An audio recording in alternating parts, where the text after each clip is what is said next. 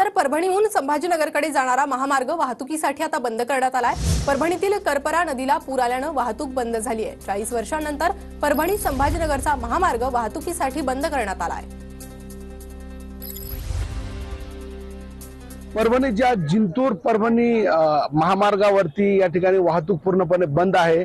करपरा नदीवरती मोठ्या प्रमाणावर पूर आला आहे आणि त्यामुळे रस्ता खचून जाण्याच्या मार्गावर आहे आणि त्यामुळे प्रशासनाने आता कुठेतरी या ठिकाणी परभणीहून संभाजीनगरकडे जाणारी वाहतूक पूर्णपणे थांबून ठेवलेली आहे।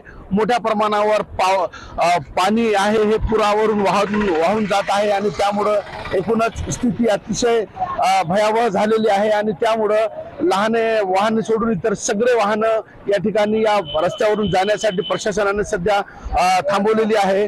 मोठ्या प्रमाणावर करपरा नदीला या ठिकाणी पूर आलाय। 40 वर्षानंतर खरं तर ही परिस्थिती निर्माण झालेली आहे।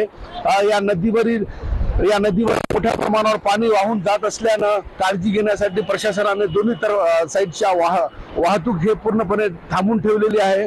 काही वेळातच हा उरलेला रस्ताही वाहून जाण्याची शक्यता निर्माण या ठिकाणी झालेली आहे। कॅमेरा पर्सन सय्यद खिजरसह नजीर खान, TV9 मराठी, परभणी।